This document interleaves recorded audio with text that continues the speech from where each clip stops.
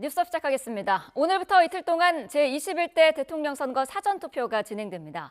사전투표 첫날 분위기를 전해드리기 위해서 현장에 YTN 취재기자가 나가 있습니다. 김다현 기자.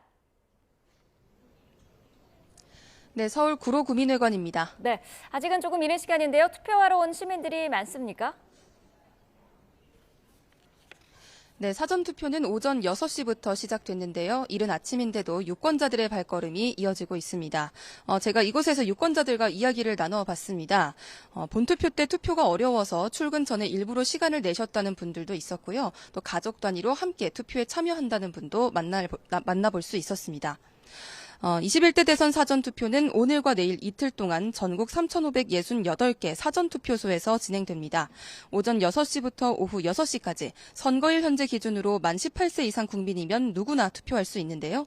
다만 유권자는 주민등록증이나 여권, 운전면허증 등 신분증을 지참해야 합니다. 중앙선거관리위원회는 최근 SNS를 통해 개인 도장을 사용해 기표해야 한다는 등 잘못된 정보가 확산하고 있다며 주의를 당부했는데요. 개인 도장으로 기표한 투표지나 선거인이 공개한 투표지는 무효로 처리되고 투표지를 촬영해 SNS에 게시 또는 전송하는 행위는 처벌받을 수 있습니다. 이곳 투표소 현장에 경찰이 배치된 것도 눈에 띄는데요. 중앙선관위는 투표소에서 용지를 훼손하거나 소란을 피우는 행위 등 질서를 어지럽히는 행위에 대해 경찰과 협조해 단호하게 대처한다고 밝혔습니다. 더불어민주당 이재명 후보는 오늘 서울 신촌에서 한 표를 행사한 뒤 시민 참여를 독려할 예정이고요. 김문수 국민의힘 후보도 이재명 후보의 지역구인 인천 계양을 사전투표 장소로 택했습니다. 이 밖에 이준석 개혁신당 후보는 동탄에서 투표에 참여하는데 최대한 많은 유권자, 특히 젊은 층이 투표에 참여했으면 좋겠다고 밝혔습니다. 지금까지 서울 구로구민회관 사전투표소에서 YTN 김다현입니다.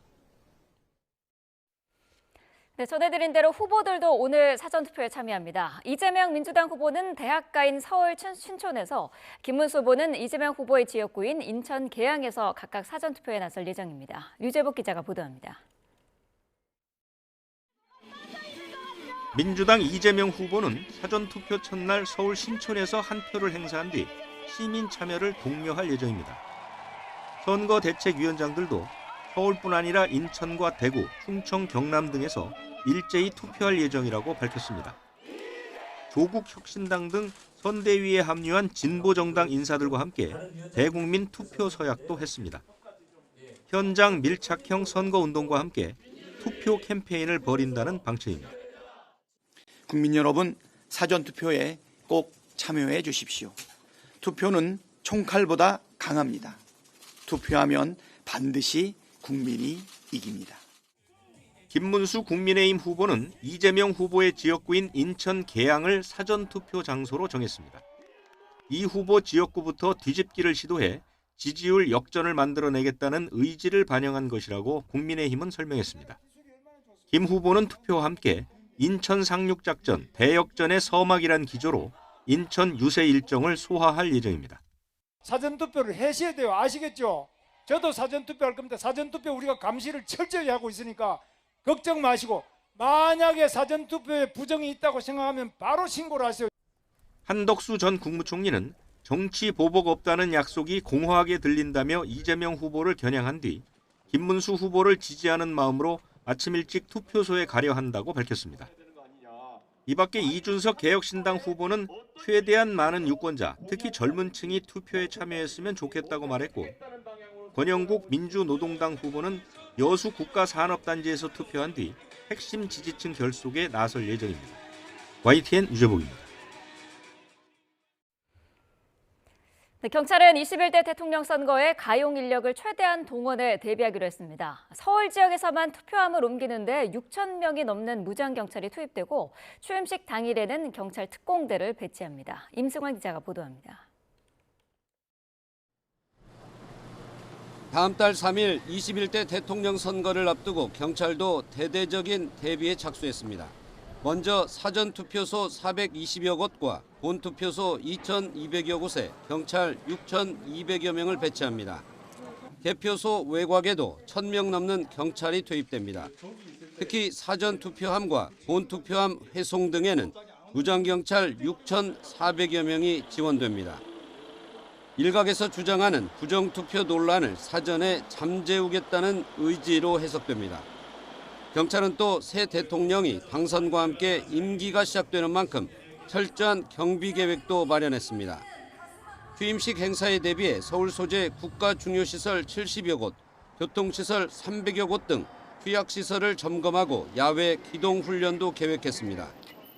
취임식 당일에는 경찰 특공대를 배치합니다. 29일부터 30일까지 이틀 동안 진행되는 사전투표일에는 경계태세를 강화하고 본투표일에는 경찰력 100%를 동원하는 가포 비상을 발령합니다.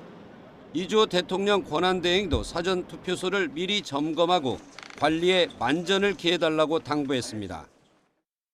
중요한 선거고 정말 한치의 빈틈없이 공정해야 되니까요. 아주 부탁드리겠습니다.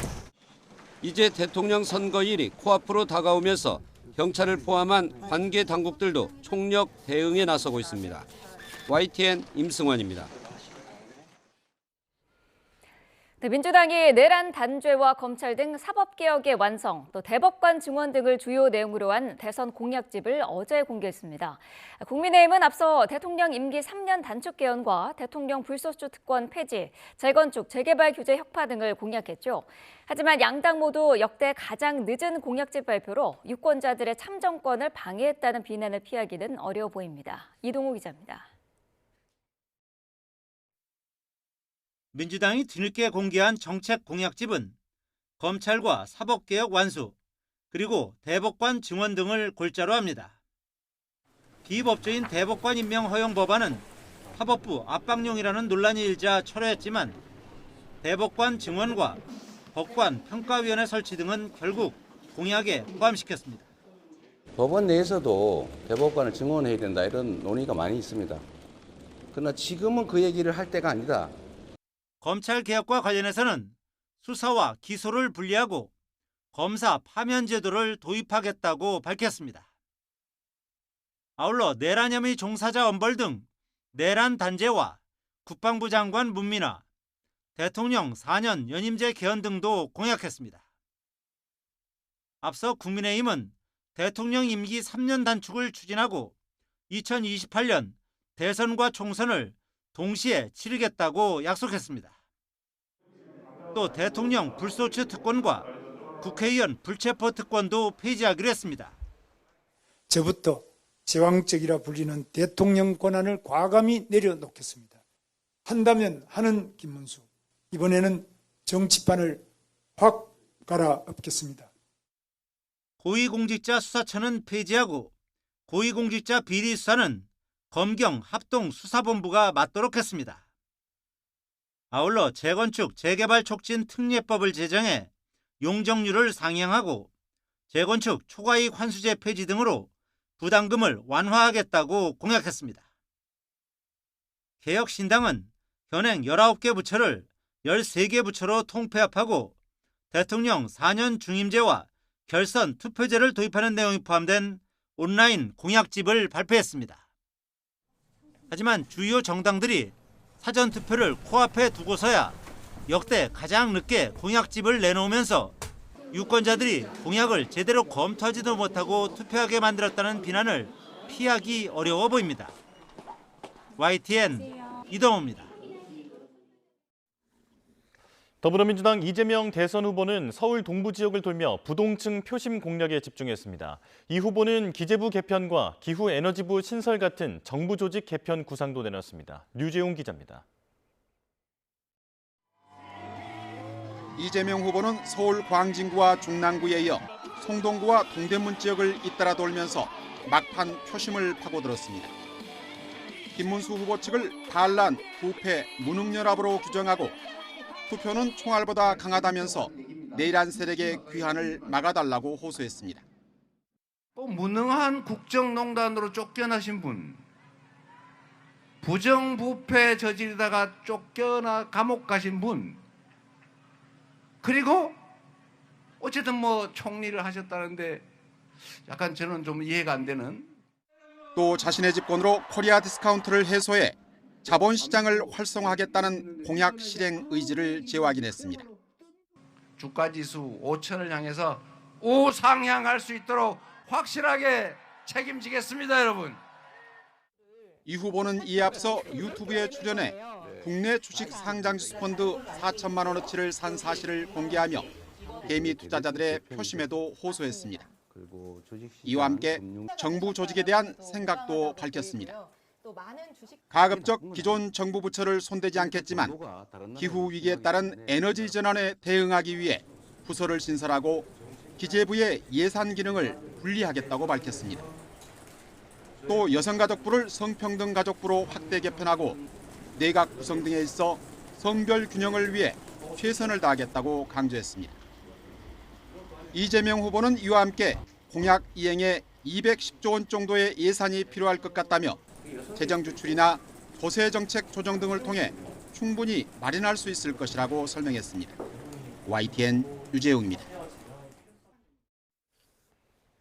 국민의힘 김문수 대선 후보가 강세 지역인 부산, 경남, 대구, 경북 지역을 다시 훑으며 지지층 결집 총력전을 폈습니다. 민주화 운동을 다시 시작해 이재명 독재를 저지할 것을 촉구한 김문수 후보는 오늘 인천 등 수도권 유세로 막판 대역전을 노린다는 전략입니다. 이종수 기자입니다. 김문수 후보가 경남 창원 국립 3.15 민주묘지를 찾아 참배했습니다. 김 후보는 눈시울이 붉어진 채로 1960년 3.15 의거 당시 사망한 김주열 열사 묘비를 쓰다듬고 반드시 자유민주주의를 지키겠다고 다짐했습니다. 이어 이재명 후보를 겨냥해 방탄 괴물 독재를 저지하기 위해 다시 한번 민주화 운동을 시작해야 한다고 목소리를 높였습니다. 범죄자의 방탄 독재 국가를 막기 위해서 다 들고 일어나는데 여러분 막을 수 있습니까? 어떻게 막습니까? 여러분의 2번을 찍어야 되겠죠? 안전모와 작업복을 착용하고는 일자리를 많이 만들어 경제를 살리겠다며 경제 대통령도 자임했습니다. 지난 12일 공식 선거운동 이후 5번째 영남을 방문한 김 후보는 김해, 부산, 양산 등 낙동강 벨트를 훑고 대구, 경북을 누비며 막판 보수층 결집에 힘을 쏟았습니다. 김 후보는 투표율이 높을수록 자신에 대한 지지도 더욱 올라갈 것이라며 사전투표 참여도 독려했습니다. 이준석 후보와 단일화 가능성을 여전히 열어놓으면서 역전의 대반전을 많이 경험했다고 강조하기도 했습니다. 조용하니까 아무것도 안 되는 거 아니냐, 그렇게 볼 수는 없을 것 같습니다. 뭐 선거라는 거는 마지막에 결국 어떻게 되느냐 하는 건데 역전의 대반전을 경험 많이 하고 있는 김문수입니다. 김 후보는 오늘 사전투표를 마친 뒤 인천 유세 일정을 소화하고 정치적 고향인 경기도를 찾아 시흥, 안산, 의왕 등에서 유세하며 막판 역전극을 펼쳐보이겠다는 각오입니다. YTN 이종수입니다. 이번 대선의 최대 변수로 꼽히던 국민의힘 김문수, 개혁신당 이준석 후보 간의 단일화가 사전투표 직전까지도 이루어지지 않았습니다.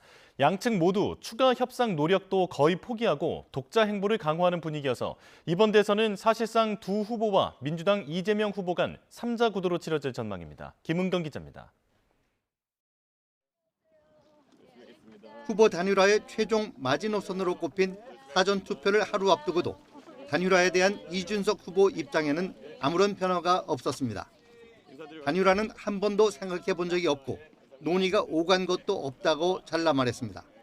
단일화는 저희가 애초에 염두에 둔 바가 없습니다. 그렇기 때문에 단일화가 되지 않고 있는 것이고요. 또 국민의힘이 무슨 행동을 하는지 관심이 없고 어려워도 선명한 길을 갈 것이라며 서울 지역의 젊은 층 공략에 주력했습니다. 사전투표에 적극적으로 참여해 주시면은 저희가 정말 대한민국을 바꾸는 개혁의 길로 나라를 이끌어서 여러분에게 보답할 수 있도록 하겠습니다. 국민의힘도 이준석 후보와의 단일화 문제는 협상으로 해결할 국면은 이미 지나갔다는 평가입니다. 다만 이재명 후보에게 나라를 넘겨줄 수 없다는 역사적 대의를 끝까지 포기할 수 없다며 여지를 남겼습니다. 이제는 뭐 협상을 하고 이런 차원보다는 지금 이 나라의 미래를 위해서 이준석 후보가 좀 생각해 주기를 간곡하게 저희가 말씀을 드리는 거고. 또 TV 토론에서 이준석 후보가 여성과 관련한 폭력적 표현을 인용한 데 대해 비판 여론이 제기된 것도 부담입니다. 이에 따라 국민의힘과 개혁신당은 대선 3자 구도를 전제로 지지세를 확산하는 데 주력하고 있습니다. 국민의힘은 특히 이준석 후보 지지자들도 투표장에선 사표 방지 심리가 발동할 것이라며 반 이재명을 위해 김문수 후보를 선택하도록 유도한다는 전략입니다. 반면 개혁신당은 최근 이준석 후보의 상승세가 두드러지고 있다며 양대 정당의 염증을 느낀 유권자들에게 진정성 있게 다가갈 것이라고 강조했습니다. 민주당도 사실상 3자 구도가 굳어졌지만 막판 후보 사태에 따른 단일화 가능성을 경계하면서 외연 확장에 주력할 방침입니다. YTN 김은건입니다. 국민의힘 김문수 대선 후보가 개혁신당 이준석 후보와의 단일화 담판을 위해 만남을 시도했지만 성사되지 않았습니다. 김 후보는 영남권 유세를 마치고 상경한 자정쯤 이 후보를 만나기 위해 여의도 국회 의원회관 사무실을 찾았지만 이 후보는 이미 국회 밖으로 이동해 회동이 불발됐습니다. 김 후보는 기자들과 만나 전화를 아무리 해도 이 후보가 받지 않는다며 본투표 때까지는 만나려는 노력을 계속해야 하지 않겠느냐고 말했습니다. 그제 마지막 TV토론에서 개혁신당 이준석 후보의 여성 신체 발언을 둘러싼 논란이 커지고 있습니다. 부적절하다며 후보직을 사퇴하라는 지적까지 일자 이 후보는 사과했지만 진보 진영의 위선을 지적한 것이고 검증이 필요하다고 주장했습니다. 김문경 기자입니다. 대선 후보 마지막 TV토론에서 개혁신당 이준석 후보는 여성 신체와 관련한 폭력적 표현을 언급했습니다. 민주노동당 권영국 후보에게 이 같은 표현이 여성 혐오인지를 물었지만 권 후보는 즉답을 피했습니다. 토론회 직후 낯뜨거운 발언이라며 후보직 사퇴 주장이 나왔는데 일부 온라인 공간 등에서 더불어민주당 이재명 후보 가족이 작성했다고 주장한 내용이 거론된 겁니다. 논란은 일파만파로 번졌습니다. 민주당 이재명 후보는 대통령 선거가 입에 못 올릴 혐오의 언어로 채워져 부끄럽다고 지적했고 민주당은 도저히 용납할 수 없는 언어폭력이라며 후보직을 사퇴하라고 촉구했습니다. 폭력적 여성 혐오 언어를 내뱉은 이준석 후보는 대통령 자격이 없습니다. 이준석 후보는 즉각 국민에게 사과하고 사퇴하십시오. 국민의힘에서도 부적절하다는 비판이 이어졌지만 뉘앙스는 조금 달랐습니다. 김용태 비대위원장은 이준석 후보의 발언에 의문과 비판이 있을 수 있지만 비판 이전에 우선돼야 할 것이 있다고 주장했습니다. 성폭력적인 발언을 한 분들에 대한 비판이 먼저야 되지 않는가에 대한 생각이 있고 그러한 선행이 있지 않고 이준석 후보를 비판하고 있는 가짜 진보, 가짜 위선자들에 대한 그런 행태에 분노를 금할 수 없습니다. 논란이 일자 이 후보는 불편한 국민이 있을 수 있다고 사과하면서도 진영 내 문제를 외면하는 진보 진영의 위선을 지적한 것이고 검증이 필요한 사안이라고 주장했습니다. 그것은 그런 언행이 만약에 사실이라고 한다면은 그것은 충분히 검증이 필요한 사안이다 이렇게 보고 있습니다. 이런 가운데 여론조사 공표가 금지돼 민심을 확인하기 어려운 상황에서 나오는 막판 돌발 변수가 표심에 어떤 영향을 미칠지를 놓고 각 후보 진영도 예의주시하고 있습니다. YTN 김문경입니다. 네, 대선 전국 이슈 자세히 짚어보겠습니다. 이창근 국민의힘 하남을 당협위원장, 이동학 전 더불어민주당 최고위원과 함께하겠습니다. 어서 오십시오. 안녕하세요. 네. 자, 오늘부터 사전투표가 시작됐습니다. 후보들도 사전투표를 예고를 했는데 각각 나름의 의미를 부여해서 장소를 선택을 했더라고요.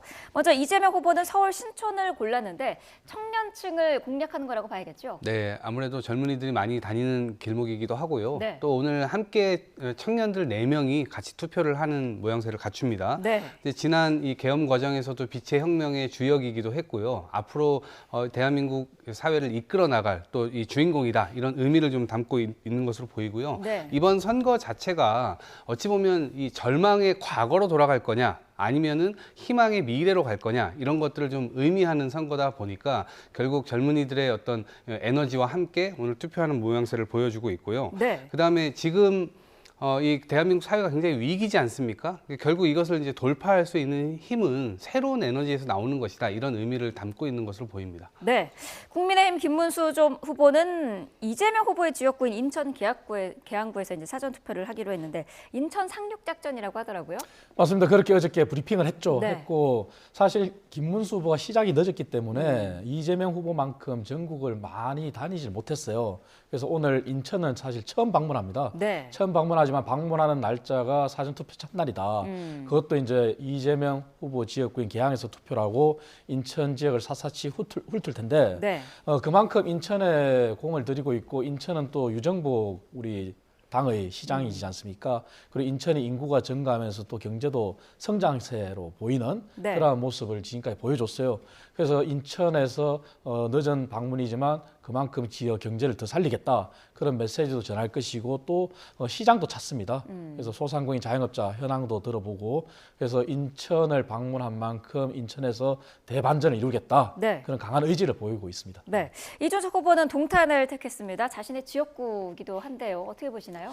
이번 선거에서 동탄에서조차 전 심판받을 수 있다라고 하는 위기감이 기본적으로 좀 있는 것 같고요. 네. 이번 선거전을 통해서 사실은 조그마한 씨앗이라도 좀 남겨야 되는데 아마 그 씨앗조차 지금 다 털려버리는 상황이 있지 않을까, 그런 부분에 굉장히 우려되지 않을까 싶은데요. 전 국민의 어떤 지지도 이런 것들보다는 실제로는 본인 지역구에서 다음에서 과연 국회의원 선거조차 당선이 될 수 있을까 없을까 이런 걱정도 일정 부분 있는 것으로 보이고요. 네. 국민의힘 김문수 후보 같은 경우는 계양구에서 한다고 하는데 이재명 후보를 너무 의식하는 것 같아요. 그러니까 국민들이나 어떤 국가 비전이나 이런 것들을 내놓기보다는 오히려 반 이재명 이런 것들 너무 강조하다 보니까 이 두 분들은 오히려 너무나 본인들 스스로의 어떤 발목에 매몰된 채 이번 선거를 치르고 있는 것이 아닌가 싶습니다. 네, 국민의힘과 이낙연 고문의 새미래민주당이 공동정부 추진 그리고 개헌 추진 협약식을 어제 열었습니다. 윤석열, 이재명 동반 청산을 외쳤던데 먼저 국민의힘 입장부터 들어볼까요? 그렇습니다. 그간에 이제 이낙연 전 총리 같은 경우는 지난 대선 과정에서도 네. 사실 이재명 후보의 여러 가지 문제점을 같은 당의 경선이었지만 그럼에도 불구하고 지적했지 않습니까? 네. 그만큼 아마 이재명 후보의 어떤 도덕성이나 어떤 대장동 사건부터 해서 많은 문제점을 가장 잘한다고 생각을 합니다. 그래서 단순한 이재명이 안 된다는 게 아니라 본인이 경험을 했고 본인이 총리도 지냈고 민주당의 상임 고문까지 그렇게 지냈지 않습니까? 네. 그렇기 때문에 너무나 잘 알기 때문에 도저히 대한민국이 김대중 전 대통령에서부터 본인이 정치를 하면서 이어져 온 대한민국의 민주화가 이재명 후보가 된다면 본인의 말대로 입법부에 의한 사법부 행정부의 다 장악 그리고 그러한 모습을 지금 사법개혁이라는 미명하에 다 보여주고 있지 않습니까? 네. 그런 데 대한 아마 애국의 발로로 생각하고요. 그래서 공동정부로 이렇게 발표를 했지만 그만큼 어떤 정치공학적이기보다는 대한민국을 정말 걱정하고 그렇게 같이 가야 되겠다는 그런 뜻이 더 담겨 있다고 보는 거죠. 그리고 이러한 부분은 예전부터 천명한 만큼 당연한 얘기고 그리고 이재명 후보의 문제점을 단순히 지적하는 반 이재명 빅텐트가 아니라 그만큼 김문수 후보도 비전을 보여주고 있습니다. 대표적인 게 이재명 후보식의 사법개혁이 아니라 대통령의 불소추 특권 그리고 국회의원의 불체포 특권은 그런 특권을 내려놨거든요. 네. 그런 부분을 발표한 자체가 아마 차별성을 가진다. 그리고 그런 부분들은 아마 유권자들이 정확하게 바라볼 수 있을 것이다. 저는 그렇게 보고 있습니다. 네, 새미래민주당의 전병헌 대표가 어제 민주당을 굉장히 강하게 비판을 하더라고요. 민주당이 소금 맞은 미꾸라지처럼 난동에 가깝게 비난하는 것은 공포감의 방증이다라고도 얘기를 했고요. 민주당 내 누구도 비난의 자격이 없으니까 닥치고 있어라 이런 표현까지 썼던데 어떻게 들으셨습니까? 사실 신경 쓸 여력이 없습니다. 그냥 지금 뭐 공동정부라고 얘기를 했지만 그것도 개헌을 기화로 공동정부를 꾸린다고 했지만 오히려 계엄에 관한 공동정부가 아니냐 이런 생각을 국민들께서 하실 수 있을 것 같고요. 공동정부 이거 많이 들어본 얘기인데 지난 대선에서 안철수 후보와 윤석열 전 대통령이 했던 겁니다. 그런데 그 이후에 안철수 의원이 들어가가지고 보여줬던 모습 뭐죠? 그냥 꽂아 놓은 보릿자루처럼 아무것도 할 수 없는 그런 상황이었거든요. 근데 이번에 이낙연 전 총리 역시도 자기의 한 표를 들고 가겠다 이렇게 얘기를 했어요. 네. 그러니까 실제적으로 그 한 표가 어떤 의미를 갖는지 모르겠어요. 왜냐하면 지난 총선 때 이분은 이미 뭐 호남의 뭐 맹주다 이런 얘기를 한때는 들었을지 모르겠지만 지난 총선에서는 광주에 출마했다가 13.8%인가요? 이게 전액 그 선거 보전금을 다 받지도 못했던 그런 상황에서 완전히 심판을 받았던 상황이고요. 네. 그 이후에도 계속해서 이재명 후보에 대한 이 적대감 이런 것들을 계속해서 드러내면서 사실상의 본인 지지 동력을 다 잃어버리는 상황이었어요. 그런 상황에서 만약에 합친다고 하더라도 저는 어떠한 의미가 있을지 모르겠고요. 오히려 국민의힘에서는 지금 있던 사람도 지금 탈출하는 상황인데 그것을 거꾸로 들어가는 자체가 왜 연어가 됐지? 이런 생각이 들 정도로 좀 약간 우스꽝스러운 상황이 아닌가? 정치의 어떤 인생 역정을 마지막에 대단히 모욕적으로 끝내는 것 아닌가? 이런 생각은 듭니다. 국민의힘 입장에서 좀 반박하실 부분이 있을 것 같아요. 당연히 있죠. 사실 이번 대선의 시대 정신이 경제와 민생 그리고 국민 통합이라고 주장하지만 네. 그 이면에 우리가 정치적으로 직접적으로 봤을 때는 사실 윤석열 전 대통령은 이미 탄핵을 받았지 않습니까? 그리고 과거형으로 전환됐지 않습니까? 그렇다면은 투표로서 이재명 후보와 윤석열의 동반 퇴진도 시대 정신이에요. 왜냐하면 대한민국이 세계 경제대국 13위까지 지금 추락했는데 과거에는 10위까지 갔지 않습니까? 그러다가 점점점 후퇴하고 있는 마당에 다 외교 현장에 갔을 때 현직 대통령이 그런 사법 리스크를 안고 있다. 그리고 그 대통령이 강력한 입법권을 무기로 사법개혁이라는 미명하에 본인에 향한 재판을 모두 중단시키고 그리고 대법관마저도 시민단체를 임명하겠다는 그러한 법안을 발의하는 정당이잖아요. 그렇다면은 사실 시대 정신에서 봤을 때는 윤석열과 이재명의 동반 퇴진이라는 것도 국민들이 바라는 시대 정신일 수 있습니다.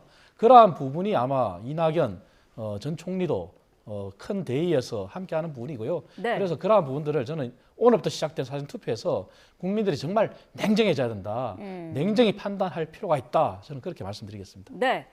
자, 속보 한 가지가 들어와서 잠시 전해드리겠습니다. 트럼프 행정부의 일괄적인 상호관세 부과에 제동을 거는 미국 법원의 판결이 나왔다고 주요 외신들이 조금 전에 보도했습니다.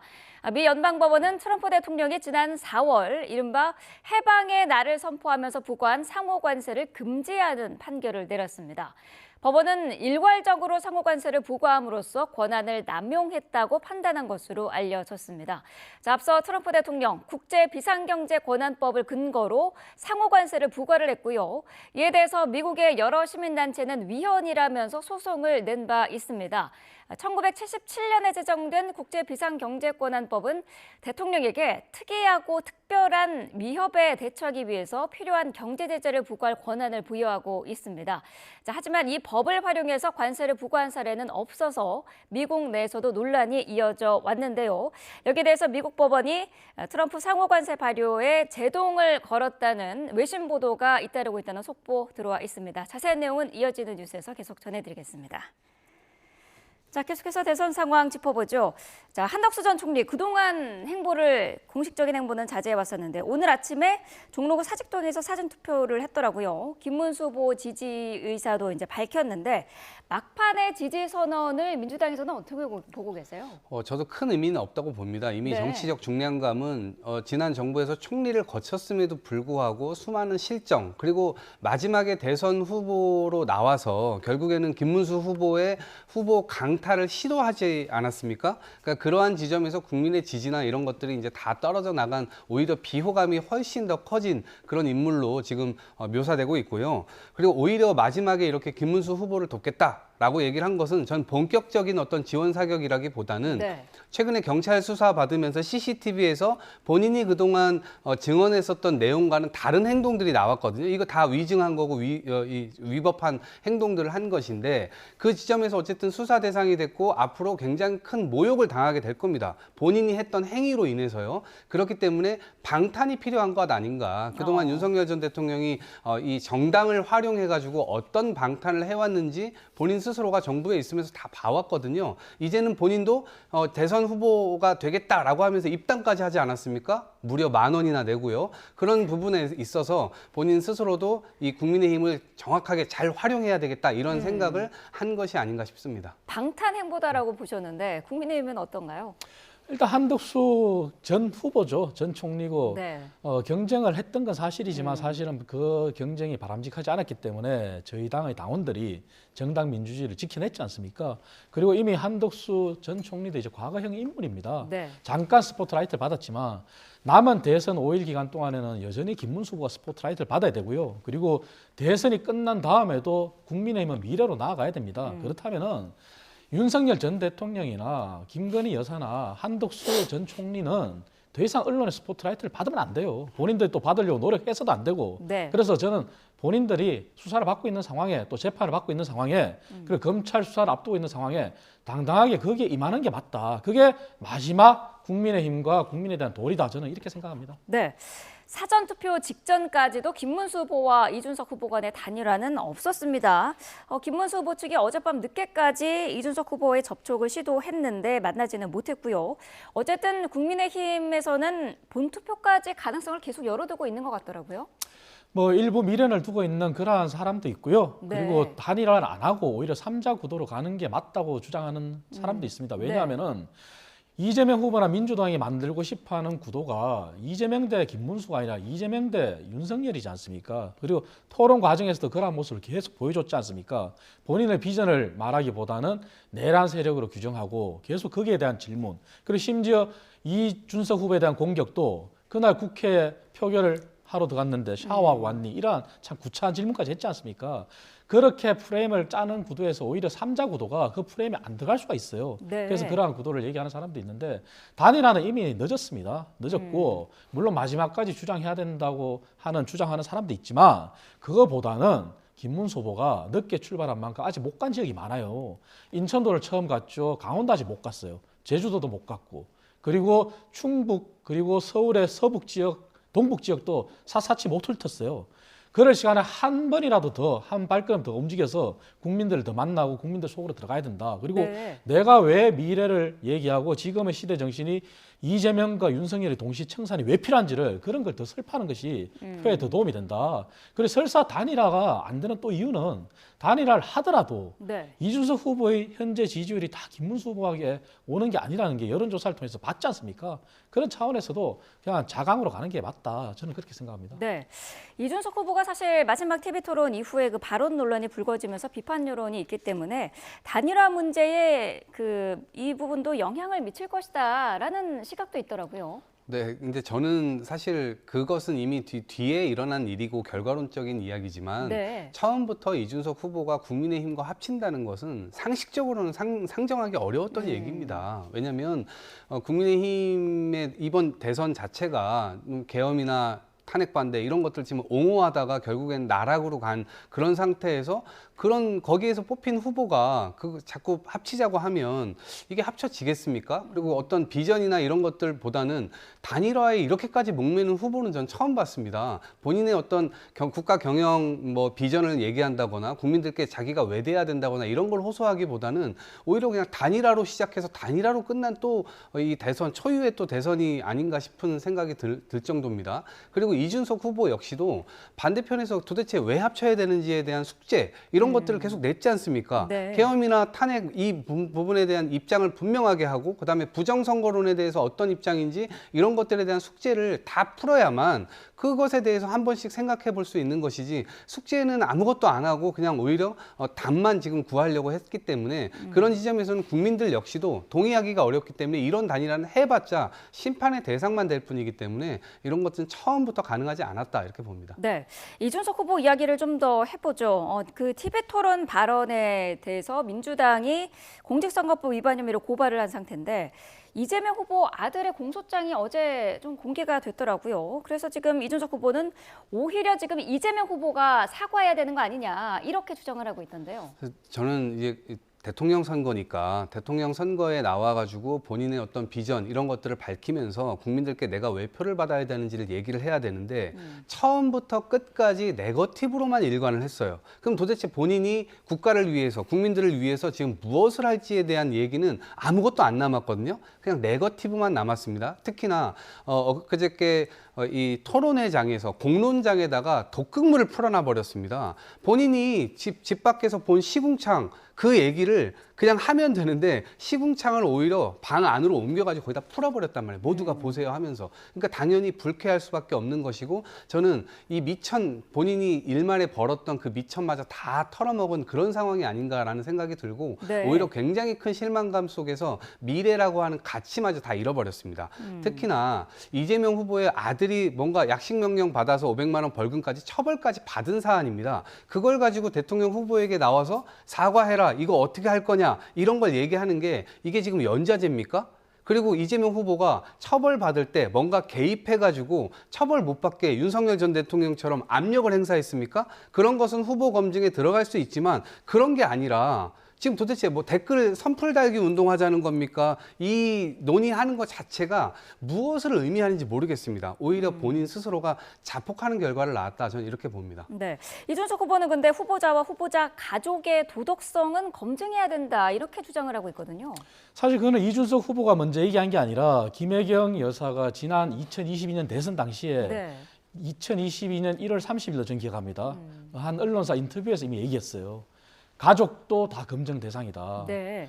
영부인이 될 사람은 당연하고 이미 그거는 이준석 후보 이전에 그런 얘기가 있었고 그리고 우리가 명심해야 되는 게 검증과 네거티브는 사실 경계가 굉장히 모호합니다. 네. 하지만 네거티브는 정말 인신공격성 계속 그런 공격을 하는 게 네거티브지만 검증이라고 하는 것은 몰랐던 사실을 밝히면서 후보가 사과라고 하는 부분들은 사실 검증의 영역에 들어가요.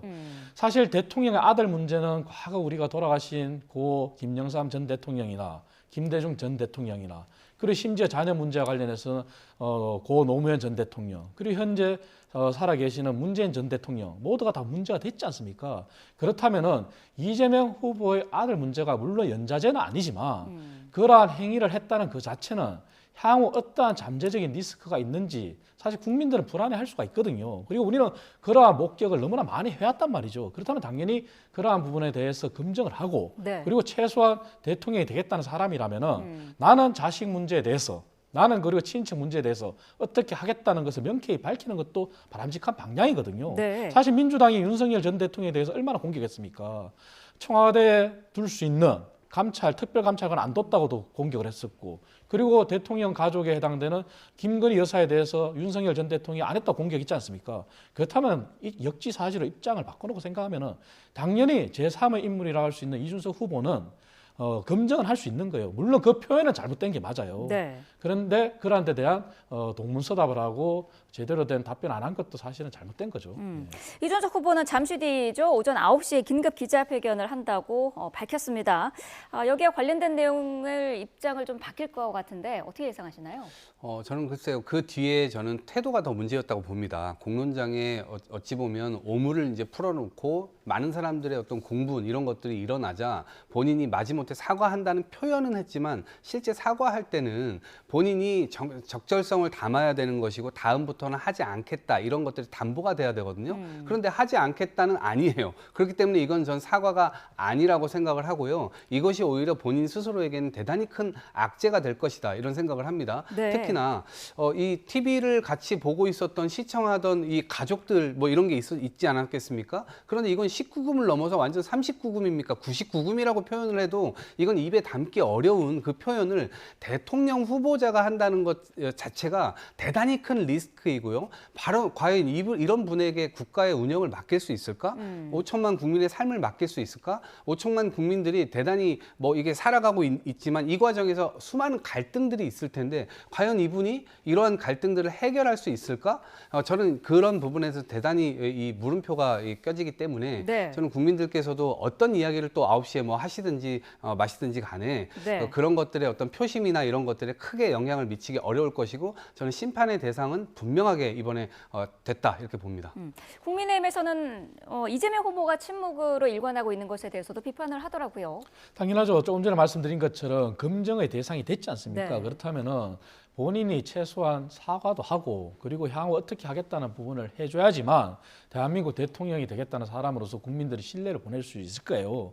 하지만 그런 부분이 없다면은 이재명 후보 자체에 대해서는 뭐 능력도 있다 이렇게 판단하는 국민도 계시겠지만 후보의 가족 부분, 아들 부분에 있어서는 또 과거의 악몽이 재현되는 거 아닌가 이런 의구심을 보내는 사람도 있을 거예요. 왜냐? 네.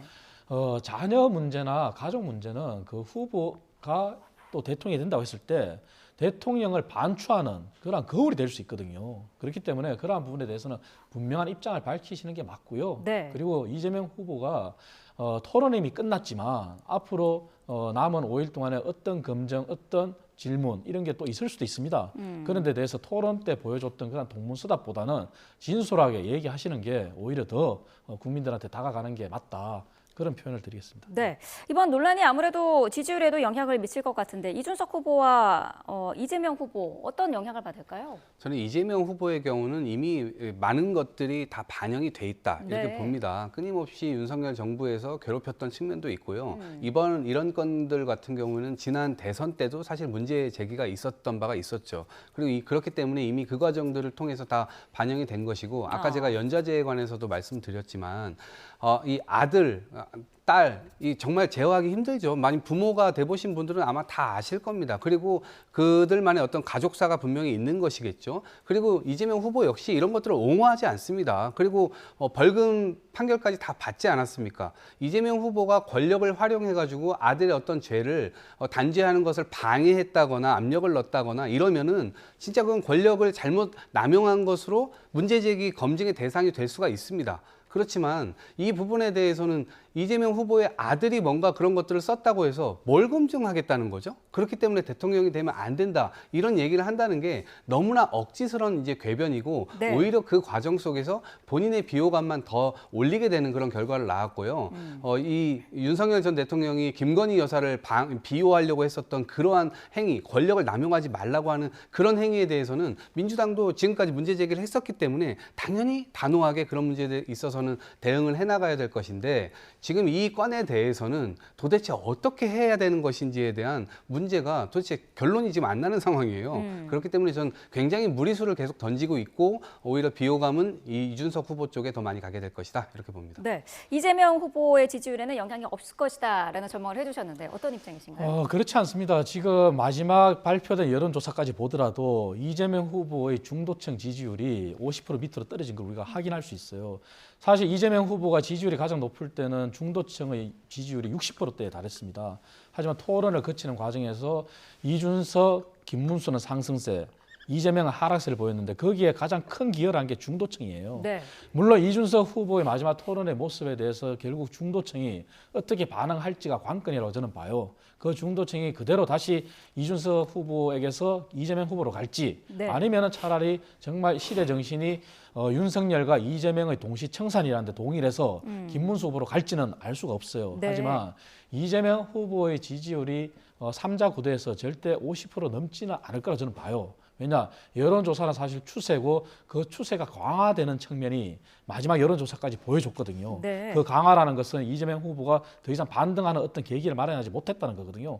그래서 이번 마지막 돌발 변수가 지지율에 영향은 분명히 있겠지만 그 지지율이 이준석 후보로부터 김문수 후보로 가느냐 네. 아니면 이준석 후보에 그대로 남아있느냐 저는 그 두 가지 관점에서 보고 있습니다. 네. 자, 각 당의 상황을 조금 더 살펴보면요. 국민의힘은 일단 그 윤상현 의원이 선대위원장으로 합류를 하면서 원팀의 균열이 보이는 것 같았는데 김문수 후보가 임명 철회를 지시했다는 보도도 일부 있고요. 이거는 어떻습니까? 철회된 겁니까? 저는 뭐 조경태 의원 말이 그대로 맞다고 봅니다. 네. 김문수 후보가 철회를 하겠다고 얘기했기 때문에 조경태 의원이 다시 선거운동에 복귀했지 않습니까? 네. 그렇다면 김문수 후보가 뭐 후보로서 그러한 실언이나 그러한 허위 사실을 얘기하지는 않겠죠. 그리고 사실 친한계가 주장하는 것처럼 우리 당은 윤석열에 대한 강을 건너는 게 아니라 이제는 정말 친윤의 강을 건너야 돼요. 뭐냐면 친윤들이 사실 후보 선정 과정에서 정당 민주주의를 훼손하는 과정도 적나라하게 보여줬지 않습니까? 네. 그런데 그걸 지킨 거는 당원들이 지켰단 말이에요. 그리고 김문수 후보가 이렇게 후보로서 뛰고 있는 상황에 뭐가 그렇게 중요합니까? 선대의 자리가. 오히려 친윤들이 반성을 하고 한다면 본인들 지역구에 가서 본인들이 열심히 하면 돼요. 내가 김문수다 하고. 네. 중앙에 그렇게 자리 하나 받는 게 뭐가 중요한지 저는 도저히 이해를 못 하겠어요. 한동훈 후보가 김문수 후보랑 마지막 유세를 한번 같이 했어요, 최근에. 네. 하지만 그 전에 어떻게 했습니까? 대구, 경북, 부산, 경남, 그리고 충청을 다니면서 지지율을 끌어올렸잖아요. 이러한 부분을 배워야 돼요. 그래서 친윤들은 남은 5일간이라도 정말 후보 옆에 붙을 생각하지 말고 지역구를 가야 됩니다. 그래서 내가 김문수도 하고 정말 민주당이 168시간의 지침을 내렸잖아요. 네. 저는 그거 배워야 된다고 생각해요. 정말 처절하게 남은 5일 동안에 정말 그러한 희생을 보여준다면은 친윤에 대한 국민들의 시각, 친윤에 대한 당원들의 시각도 바뀔 수 있다고 봐요. 네. 그래서 저는 마지막 기회다, 저는 이렇게 봅니다. 네, 민주당은 어제 정책 공약집을 발간을 했는데 검찰개혁과 사법개혁에 대해서 완수라는 표현을 썼더라고요. 임기 내에 마무리 짓겠다라는 표현인 거죠? 네, 임기 내에 어쨌든 추진을 할 수밖에 없는 것이고요. 다만 이제 이것을 강압적으로 추진하기보다는 국민의 공감대를 굉장히 넓혀가는 방향으로 하게 될 겁니다. 그런 측면에서 이제 공약집에도 담아서 약속을 분명하게 한 것이고요. 네. 지난 3년 동안 윤석열 정부에서의 검찰의 권력 남용, 또 직무유기 이런 것들 다 보지 않았습니까? 특정인은 굉장히 매의 눈으로 찝어내고 그다음에 누군가는 완전히 솜방망이로 얘기를 하고 이런 측면에 있어서 법이라고 하는 잣대가 모두에게 동등하게 적용되지 않는구나라고 하는 분명한 문제인식을 가졌다고 봅니다. 그런 차원에서 보면 민주당이 혹시라도 집권을 하게 될 경우에는 이 부분에 손을 대는 것은 당연한 것이고요. 그 과정에서 국민의 어떤 넓은 공감대 이런 걸 형성을 위해서 노력하겠다 이런 말씀 드립니다. 네, 그 논란이 됐던 대법관 증원은 공약으로는 공식화를 했던데 증원 규모는 안 정한 거죠? 네, 규모는 얼마든지 논의가 될 수 있는 거거든요. 네. 각 나라마다 이 상황이 다릅니다. 100명이 넘는 나라들도 있습니다. 그리고 뭐 10명이 넘는 나라들도 있지만 우리나라 지금 14명인데요. 이 부분에 대해서 대법원에서도 그동안 우리가 사건이 너무 많다. 연간 5만 건을 처리를 하는데 이게 처리할 수 있는 시간이 물리적으로 너무 없다. 그런 것들을 또 호소했기 때문에 그리고 또 어쨌든 법의 균형이라든가 법의 어떤 적용에 있어서 국민들의 권익적 측면에서 이것을 좀 고려해야 된다. 근데 마치 민주당이 뭔가를 복수하는 것이냐 그렇게 묘사하는 것은 타당하지도 않고요. 이번 선거를 앞두고 대법에서 잘못한 부분 그것은 그거대로 평가를 하겠지만 결과적으로 장기적으로 볼 때는 삼권 분립에 위배되지 않는 선에서 국민들과 함께 그런 것들을 해나가겠다는 말씀드립니다. 네, 자 오늘 두 분 말씀을 여기까지 듣겠습니다. 이창근 국민의힘 하남을 당협위원장, 이동학 전 더불어민주당 최고위원과 함께했습니다. 고맙습니다. 네, 다음 주에 선출될 새 대통령은 일단은 용산 집무실에서 업무를 시작할 것으로 보입니다. 인수위원회도 없이 선거 이튿날 바로 임기가 시작되기 때문인데 장기적으로는 이전이 불가피해 보입니다. 엄인주 기자입니다. 공간이 의식을 지배한다. 윤석열 전 대통령은 구중궁궐 청와대를 떠나 용산시대를 열었습니다. 서울 한복판 대통령실로 역사상 최초로 출퇴근하던 대통령은 1060일, 임기 절반을 간 넘기고 파면됐습니다. 초기 예상했던 비용 500억 원을 넘겨 건물 개보수와 국방부 등 연쇄 이동까지 관련 예산이 무려 1조 원에 이른다는 등 임기 내내 정치권 공방이 이어졌습니다. 용산 시대는 무엇을 남겼을까? 이 파격 소통이라며 대통령실이 자랑하던 출근길 약식 회견은 아슬아슬하게 이어지다가 그럼 전 정권에 그 지명된 장관 중에 이렇게 훌륭한 사람 봤어요? 뭐 과거에 민변 출신들이 아주 뭐 도배를 하지 않았습니까? 기자와 설전 끝에 194일 만에 중단됐습니다. 그런 가짜 뉴스로 이간질을 하려고 아주 악의적인 그런 행태를 보였기 때문에 MBC가 뭘 악의적으로 했다는 거죠? 뭐가 악의적이에요? 누가 정권이에요 이거? 이렇게 독재적으로 하는 게 어딨어요? 역술인 관여 의혹에 미국의 도감청 논란, 여기에 비상계엄 선포까지. 불명예 퇴장한 대통령과 함께 용산시대도 기로에 섰습니다. 대선 이튿날 취임하는 거리선거인 만큼 새 대통령도 당장은 용산에 짐을 풀지만 장기적으로는 이전이 불가피해 보입니다. 국민 품에 안긴 청와대로 다시 돌아가자는 쪽과 정부 청사가 모인 세종시에 행정수도 털을 잡자는 쪽으로 크게 의견이 모이고 있습니다. 이는 국정운영 효율성과 보안, 경호상의 문제, 이전 비용 등 여러 문제가 얽힌 고차 방정식입니다. 새 행정부 수반의 첫 번째 당면 과제이기도 합니다. YTN 엄윤주입니다. 캡틴 아메리카 복장을 하고 주한 중국 대사관에 난입한 혐의 등으로 기소된 30대 남성에게 법원이 1심에서 징역 1년 6개월의 실형을 선고했습니다.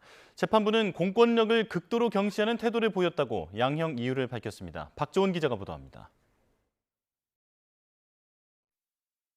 지난 2월 국가인권위원회는 윤석열 전 대통령 등 내란 혐의 피의자들의 방어권 보장 권고를 논의하기로 했습니다.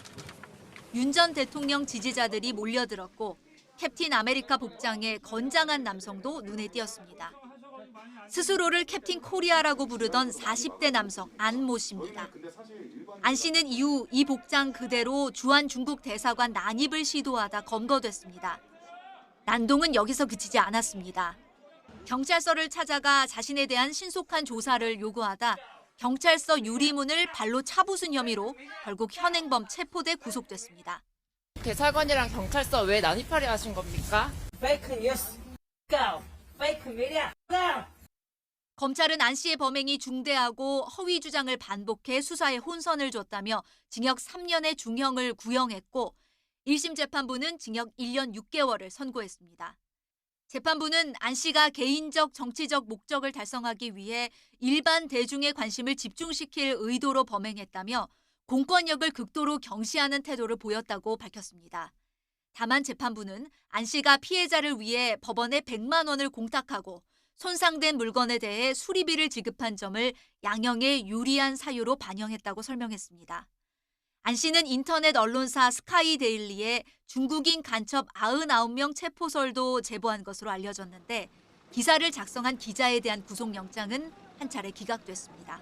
YTN 박조은입니다. 윤석열 전 대통령에 대한 구속영장 발부 당시 서부지법 폭동에 가담한 혐의를 받는 40대 남성에게 징역 1년의 실형이 선고됐습니다. 재판부는 사법부의 영장 발부 여부를 정치적 음모로 해석해 참혹한 결과를 빚었다고 꼬집었습니다. 김승재 기자가 보도합니다. 지난 1월 19일 새벽 윤석열 전 대통령에 대한 구속영장이 발부되자 지지자 일부가 서울 서부지방법원에 난입했습니다.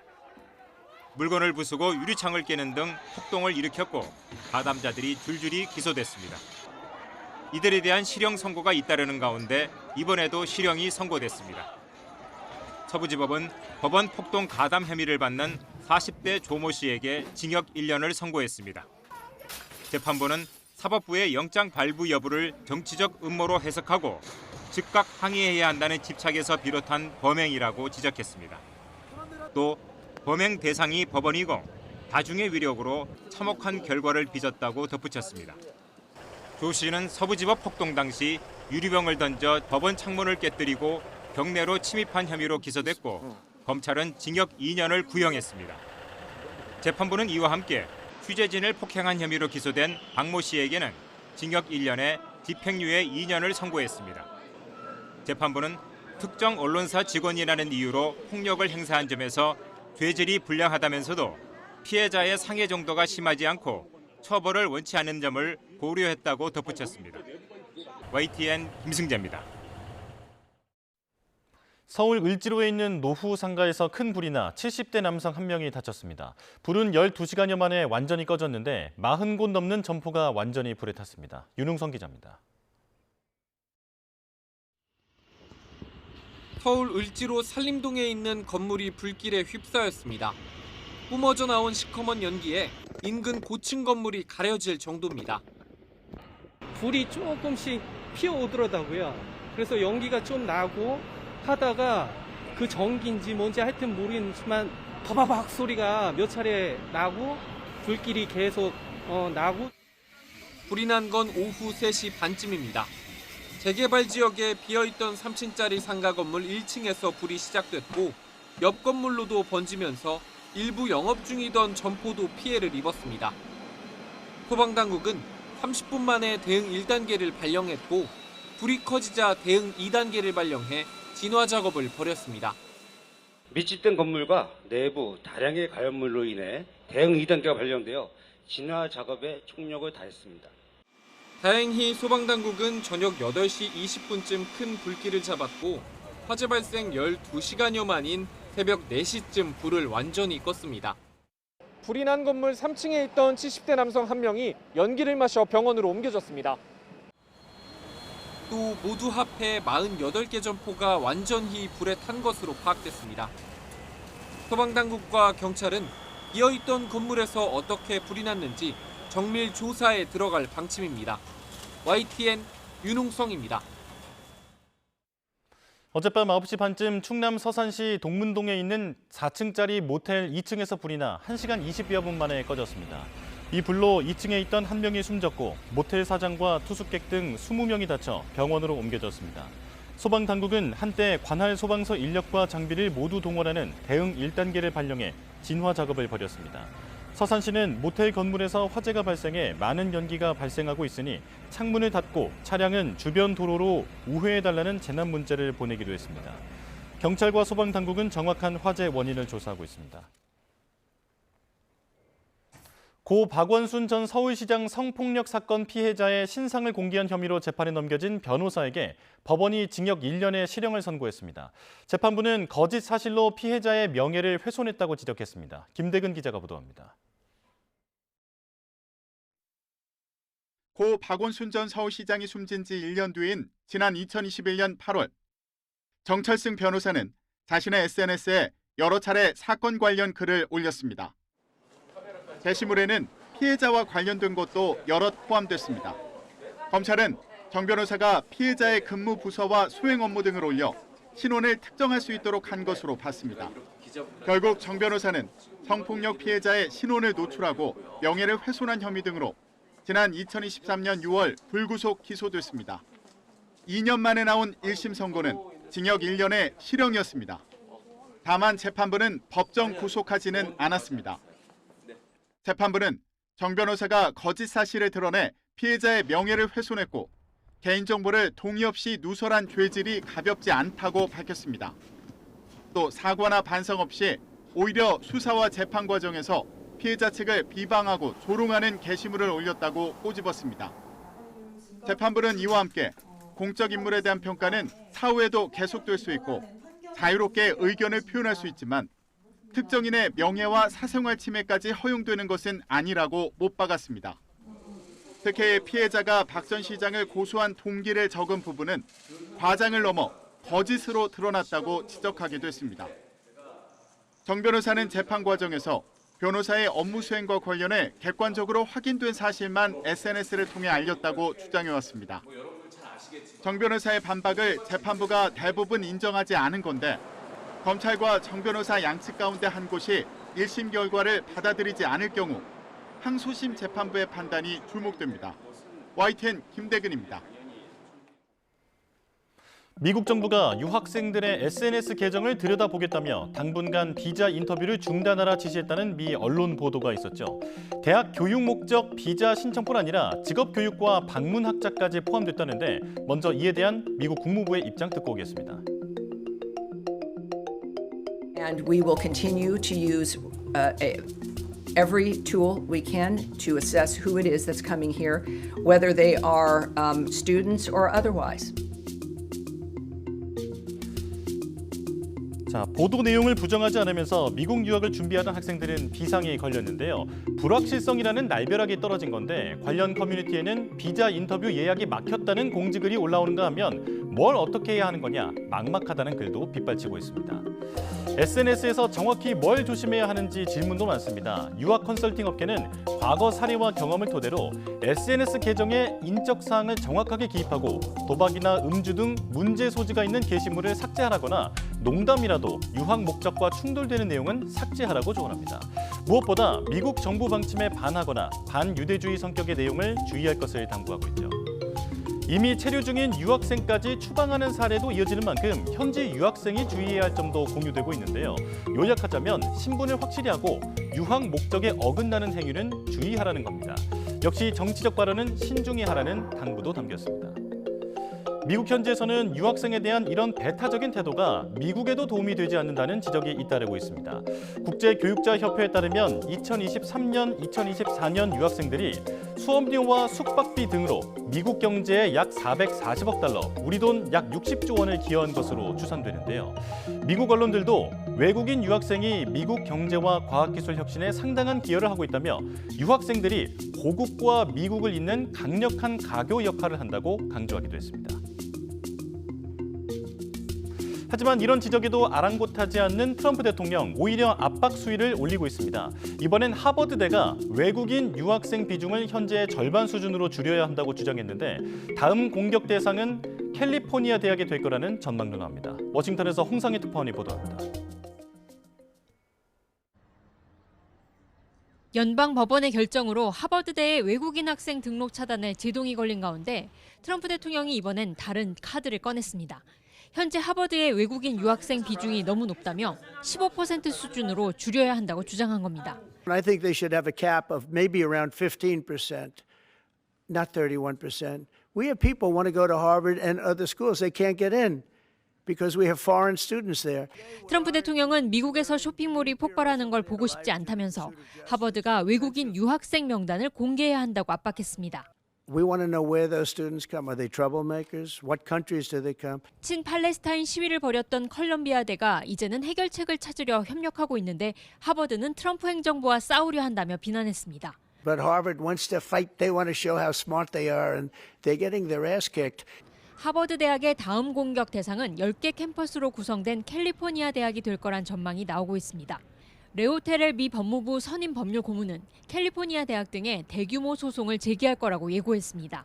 학내 반유대주의 시위와 다양성을 중시한 입학 전형, 교수 채용 과정을 문제 삼겠다는 겁니다. 트럼프 대통령이 반유대주의 근절을 명분으로 하버드를 포함한 일부 대학들을 압박하고 있지만 실제로는 지지층을 결집하기 위한 정치적인 전략이라는 분석이 나옵니다. 워싱턴에서 YTN 홍상입니다.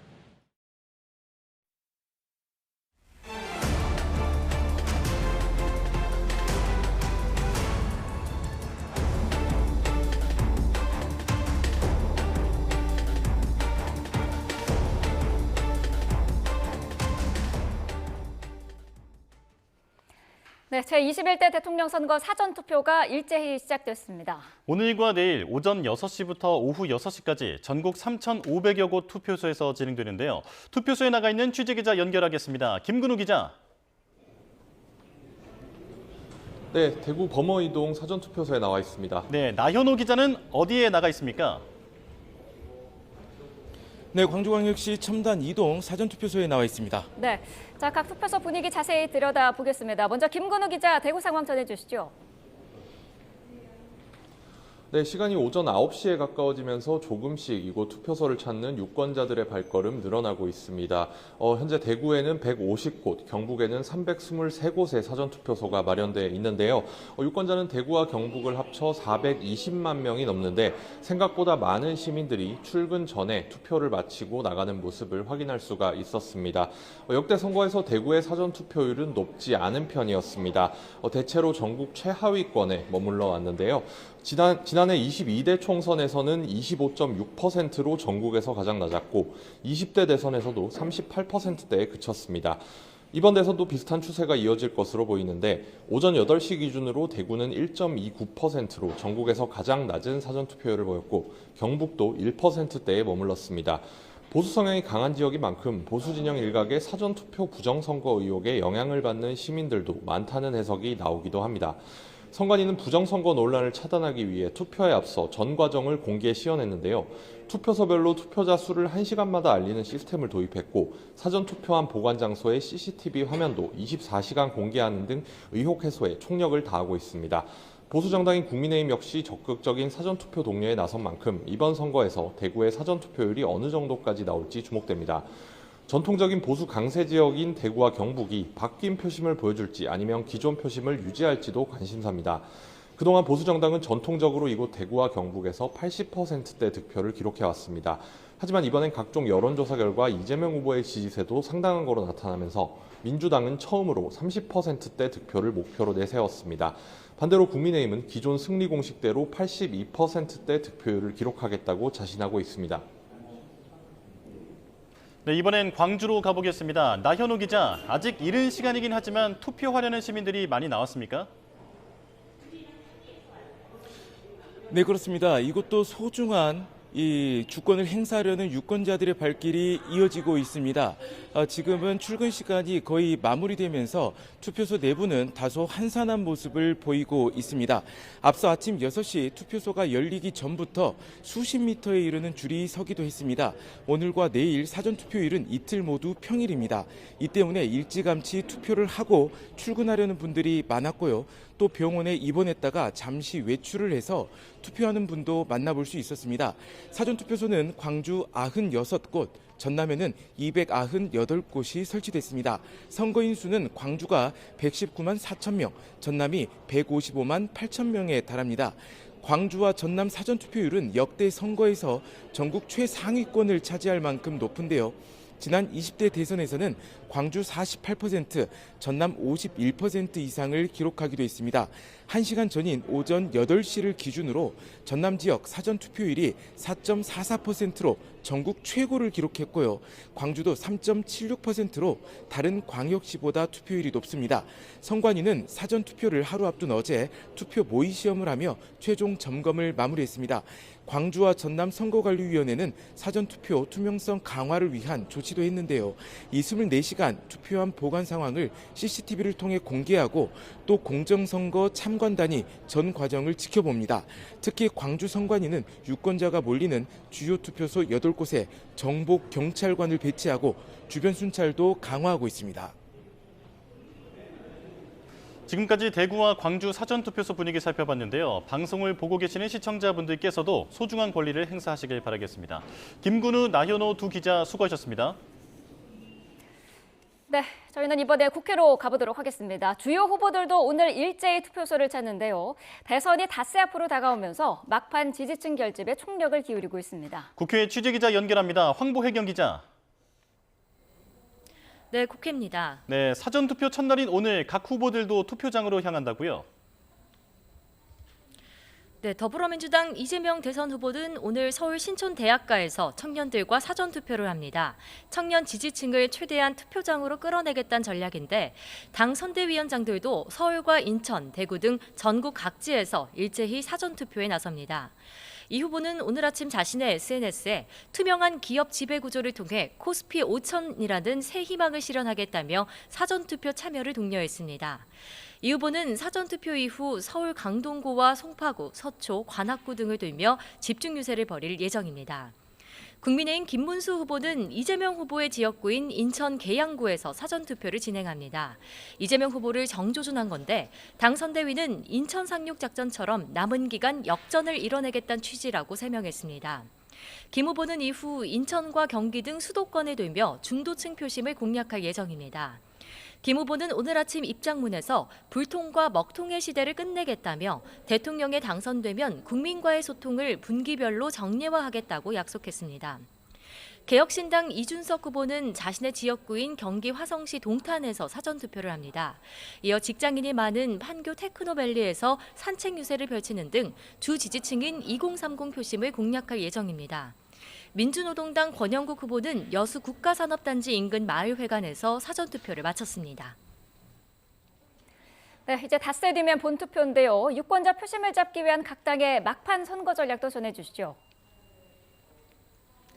네, 민주당은 이번 선거는 내란 심판과 경제 위기 극복을 위한 선거란 점을 전면에 내세우며 중도층 확장에 집중하고 있습니다.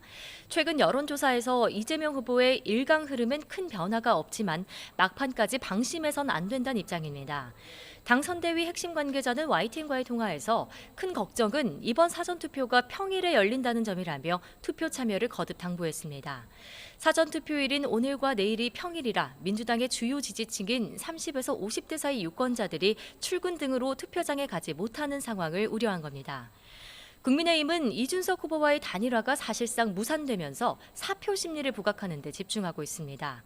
어젯밤 자정 무렵 김문수 후보가 국회의원회관을 예고 없이 찾아 이준석 후보와 단일화 담판을 시도했지만 이 후보의 부재로 만남은 불발됐습니다.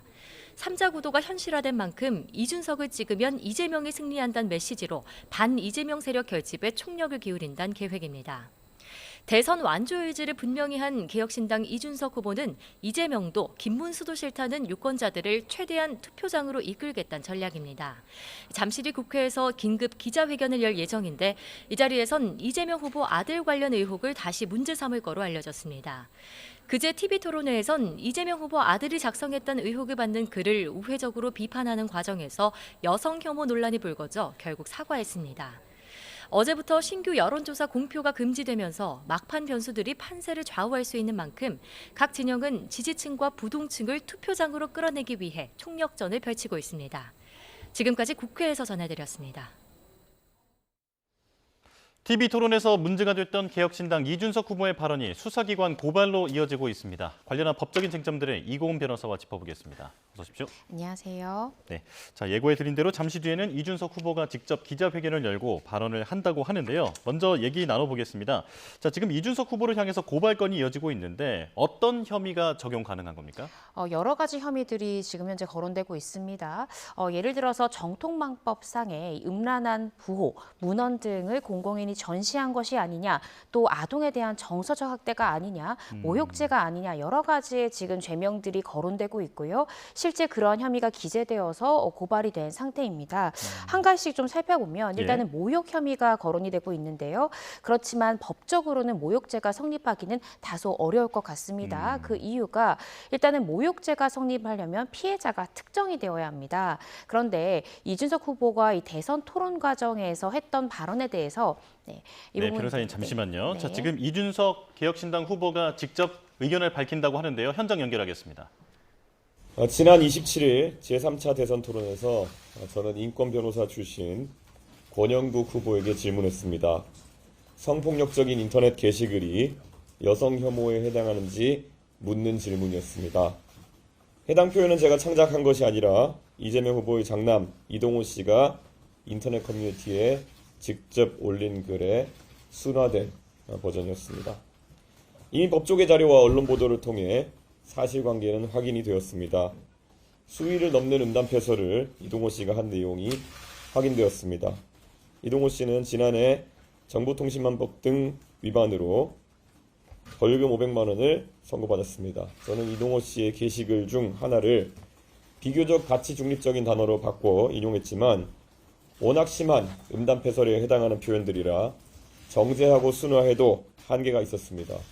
그마저도 불편함을 느끼신 많은 국민들께 진심으로 사과드립니다. 국민 여러분, 지난 3년간 우리는 김건희라는 이름으로 참담한 고통의 시간을 겪었습니다. 다시 김혜경, 이동호라는 이름으로 국민을 혼란에 빠뜨려서는 안 됩니다. 윤석열의 실패를 반복해서도 안 됩니다. 김건희에 대한 도덕성 검증에 소극적이었던 대선 후보 윤석열은 임기 내내 배우자를 방탄하다가 정치적 공경에 처했습니다. 저의 질문은 단순한 자금 목적이 아니라 단계적 검증이었습니다. 인권을 이야기하며 저에게도 여성 혐오라고 지칭했던 후보가 이 같은 표현에 대해 어떤 판단을 내린지 마땅히 확인해야 했고, 이재명 후보는 가족의 일탈에 대해 어떤 책임의식을 가지고 있는지 또 확인해야 했습니다. 그러나 두 후보는 대답을 회피했고 책임을 외면했습니다. 가장 심각한 문제는 이재명 후보입니다.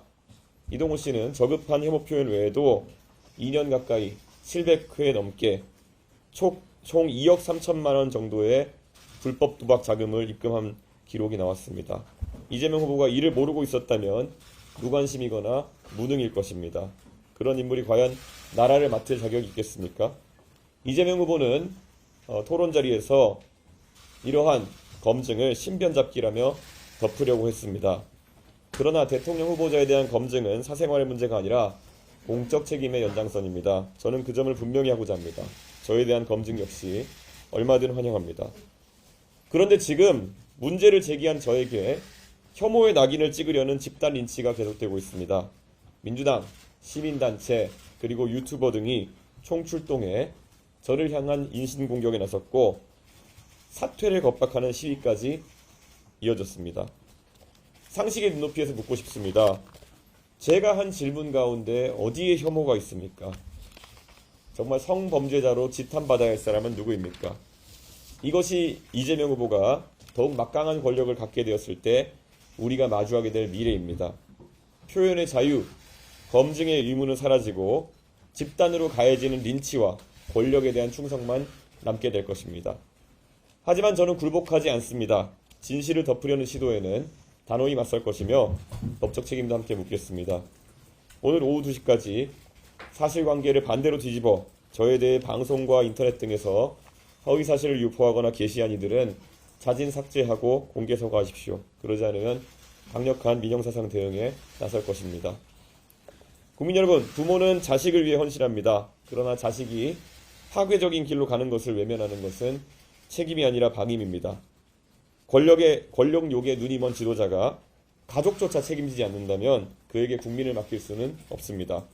그래서 저는 어디서든 어떤 조건이든 후보 간 토론에 응하겠다고 제안한 바 있습니다. 지금도 그 제안은 유효합니다. 오늘부터 사전투표가 시작되었습니다. 거짓말의 편이 아니라 바른 말의 편에 서주십시오. 저 이준석, 원칙과 상식의 길에서 국민과 함께 나아가며 승리하겠습니다. 감사합니다. 예, 혹시 언론인, 예, 질문 있으시죠? 예.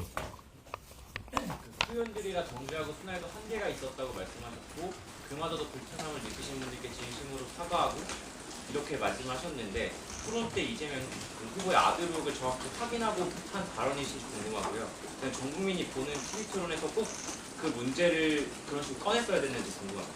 제가 어제 답변한 것처럼 저는 단계적 질문으로 준비했었습니다. 그래서 제가 봤을 때는 사실 보도된 내용 등을 보면 이재명 후보가 과거에 시인한 그런 게시글 아이디와 이번에 문제가 된 아이디의 카카오톡 계정명이 일치한다는 보도를 바탕으로 저는 상당한 확신을 갖고 있었지만은 국민들께 검증하는 자리이고 100% 확신을 가질 수는 없었기 때문에 그것을 순화해가지고 가정적인 상황을 만들어서 제가 질문했던 것이고 만약에 거기에 대해서 이재명 후보가 책임 있는 답변을 했다면은 그 다음 단계에서 그것이 본인의 잔연하는 주장에 대해서 어떻게 생각하느냐에 대해서 물었을 계획도 있었습니다. 하지만 아시는 것처럼 그런 일은 일어나지 않았습니다. 이재명 후보가 답변을 거부했기 때문에요.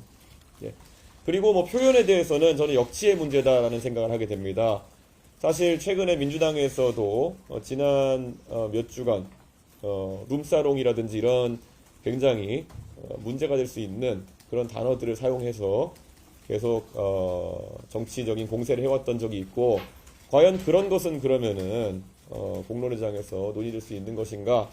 뭐 할 수 있다고 생각합니다. 저는 그렇기 때문에 그 역치에 대해서 저도 사실 제가 그런 표현을 할 때 비속어를 사용한 것도 아니고 굉장히 가치 중립적인 단어입니다. 그런데 실제 이번에 검찰에서 구약식한 그런 내용을 보면은 원문 같은 경우가 오히려 더 선정적인 표현이기 때문에 누가 봐도 제가 그것을 순화하기 위해서 노력했다는 것은 알 수 있을 것입니다.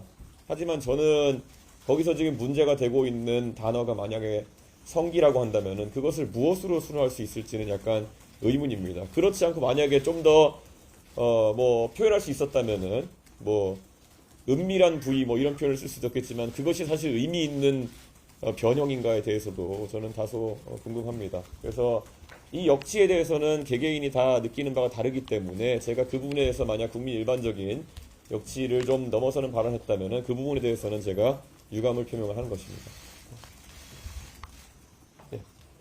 저 김건희 여사와 비교를 하셨는데 김건희 여사의 경우 수사랑 처벌을 피했다는 지적이 많았고 이동호 씨나 김혜경 여사는 어쨌든 기소가 돼서 재판을 받고 있거나 처벌이 내려진 경우라서 조금 차이가 있지 않겠냐 지적도 있을 것 같은데요. 과거에 이재명 후보가 아들의 도박에 관련된 이야기를 2021년 선거에서 이야기하셨을 때 아들이 한 돈 1,000만 원 잃은 것 같다 이렇게 1,000만 원 이하로 잃은 것 같다라는 표현을 하신 적이 있습니다. 그런데 이번에 또 그 구약식 그 자료에 보면은 결국 이동호 씨가 잃은 금액이 얼마인지는 확인되지 않지만 약 2억 3천만 원에 가까운 금액을 입금했다는 그 범죄 일람표가 같이 첨부되어 있습니다.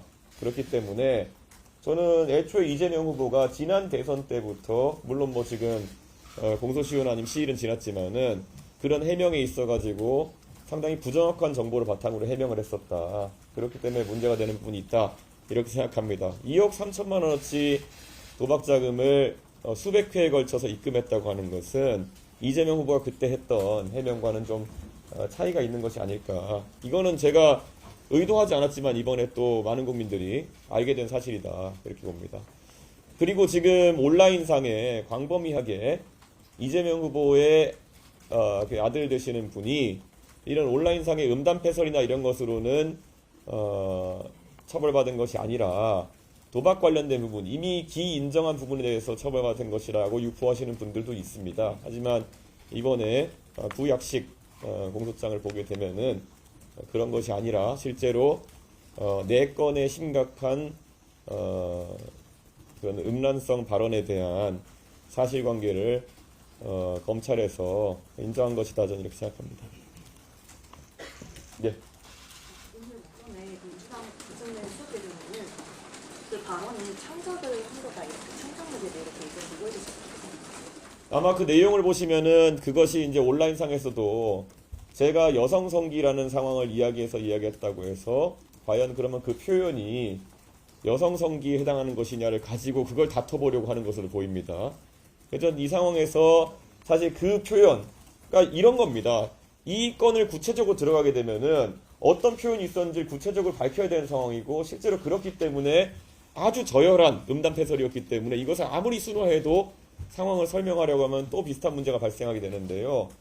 언론인들께서 그 자료를 이미 접하셨겠지만은 그 이동호 씨가 신체 부위에 뭐 어떻게 하겠다 앞에 대상을 지칭하는 것을 보면은 남성을 상징할 수도 있는 용어와 여성을 상징할 수도 있는 용어의 결합으로 이루어져 있습니다. 그리고 이것에 대해 가지고 워낙 이색적인 용어이기 때문에 그 온라인상에서 그 용례를 이제 웃게 되면은 그것이 여성을 대상으로 하는 것이다라는 이야기도 나올 것이고 남성을 대상으로 하는 것이라는 이야기도 나올 것인데 저는 거기에 있어서 사실 그렇기 때문에 제가 물어볼 때는 그 중에 그냥 하나를 골라서 그냥 가정적인 상황으로 제가 기준을 물어본 것이고요. 저는 그것이 여성에 대한 기준과 남성에 대한 기준이 달라야 될 이유는 전혀 없을 것이다. 저는 그렇게 생각하기 때문에 민주당에서 그런 식으로 만약에 나온다고 했을 때는 저는 그거야말로 이 발언의 실체 자체는 인정하고 정말 특이한 방향으로의 물타기를 시도하는 것이 아니냐. 저는 그런 생각을 할 수밖에 없습니다. 네.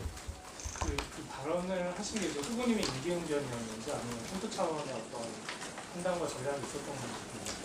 저희가 자료를 입수한 것은 사실 오래 전이었지만은 이에 대해 가지고 최대한 절제되고 정제된 질문을 하기 위해 가지고 표현 같은 경우에는 그렇게 단계별로 그러니까 그것이 이재명 후보의 아들의 발언이다라는 이런 이야기를 명시하지 않고 어떤 상황을 가정해 가지고 기준을 물어보는 방식으로 물어보기로 한 것입니다. 그렇기 때문에 돌발 상황은 아니었다 이렇게 말하는 것이. 그리고 제가 어제도 말씀드린 바 있지만은 그 직전 토론에서 권영국 후보님께서 저에게 여성 갈라치기니 혐오니 이런 것에 대한 지적을 하신 바가 있습니다. 그래서 제가 그 토론에서 잘 아시는 것처럼 제가 여성 갈라치기나 이런 것들을 한 사례가 있으면은 권영국 후보님께 좀 들어달라 이렇게 말씀드렸던 바가 있고요.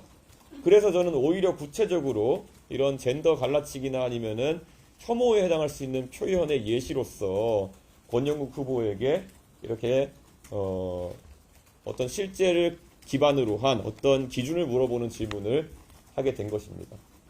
네. 예. 자, 이준석 후보가 여러 가지 얘기를 했는데요. 짧게 정리해 보겠습니다. 여성 신체 관련 표현은 자신이 창작한 게 아니다. 이재명 후보의 아들이 한 것으로 사실관계가 확인됐다라고 강조했고요. 그러면서도 표현에 대해서는 국민께 불편을 드렸다며 진심으로 사과한다라고 말했습니다.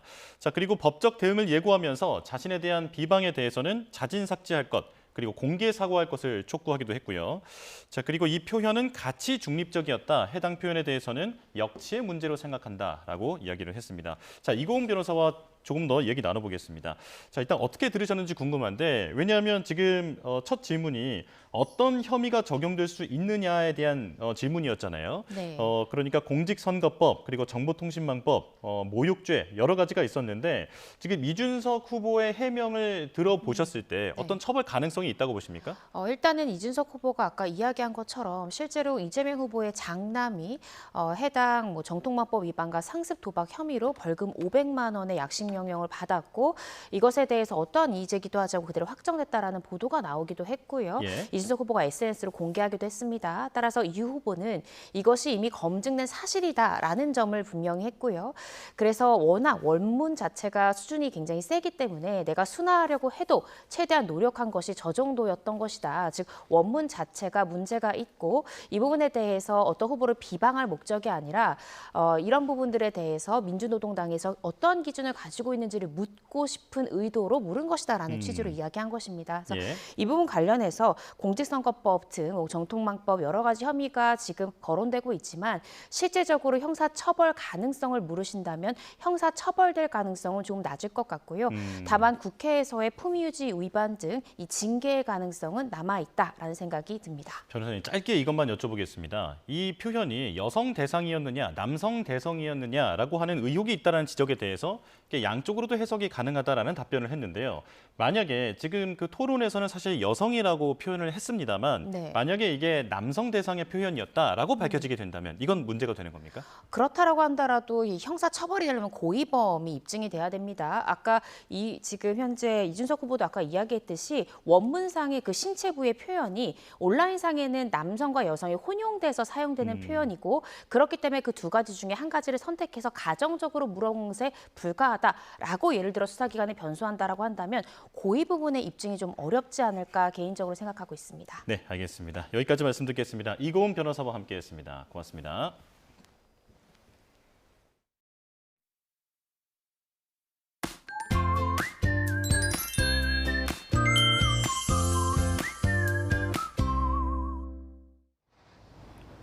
사전 투표가 시작되는 오늘부터 투표장 향하는 분들 많으실 텐데요. 나오실 때는 햇볕과 소나기를 모두 막을 수 있는 양산 겸 우산을 챙겨주시면 유용하겠습니다. 오늘 낮 동안 전국적으로 초여름 날씨가 이어지는 가운데 햇볕이 무척 강하게 내리쬐겠고요. 또 치솟는 기온의 대기 불안정으로 곳곳에는 강한 소나기 구름이 발달하겠습니다. 특히 이 소나기는 돌풍과 벼락 그리고 우박까지 동반해서 쏟아질 수 있어서 주의가 필요하겠습니다. 이 요란한 소나기는 오늘 오후부터 저녁 사이 서울 등 내륙 곳곳에 내릴 수 있겠고요. 소나기 특성상 지역별로 내리는 양은 차이가 나겠지만 한때 시간당 10에서 20mm로 강하게 쏟아지는 곳이 있겠습니다. 이 소나기 구름만 아니라면 오늘 전국이 대체로 맑겠습니다. 여름으로 접어드는 시기인 만큼 낮 동안 서울은 26도, 광주 28도, 대구는 27도까지 올라서 덥겠고요. 반면 동해안 지역은 동풍의 영향으로 더위가 주춤하겠습니다. 이 햇볕도 강하겠습니다. 전국적으로 자외선 지수가 높음에서 매우 높음 단계를 보이겠고요. 서울에는 어제까지 이틀 연속 오존주의보가 내려진 가운데 오늘도 곳곳에서 고농도 오존에 주의가 필요하겠습니다. 이 사전 투표가 이어지는 내일은 남해안 지역에만 약한 소나기가 지나겠고요. 그 밖의 지역은 대체로 맑은 가운데 서울은 주말까지 낮 기온 28도 안팎으로 오늘보다 덥겠습니다. 오늘은 전국적으로 대기질이 양호하겠습니다. 다만 햇볕이 강해지는 한낮에는 호흡기 안 좋은 오존이 짙어지는 만큼 노약자나 호흡기 질환자는 오존이 생성되는 차로에서 최대한 멀리 떨어져 걸으시면 도움이 되겠습니다. 지금까지 서울 상암동에서 YTN 고은재입니다. 네, 뉴스원 목요일 순서 마칩니다. 내일 다시 뵙겠습니다. 고맙습니다.